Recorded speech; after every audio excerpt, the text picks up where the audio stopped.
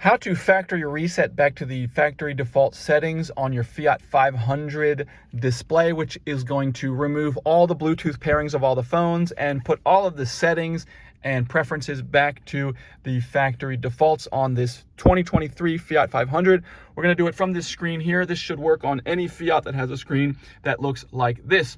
So just keep in mind, once you do this, you're going to have to repair your phone, and any kind of settings that you have, you're going to have to re-put them in that you want. So it's really easy. We're just going to go to the settings menu, and then from this settings menu, we're just going to toggle down 1, toggle down 2, and then it's going to ask to restore default settings. And all we have to do is hit yes here.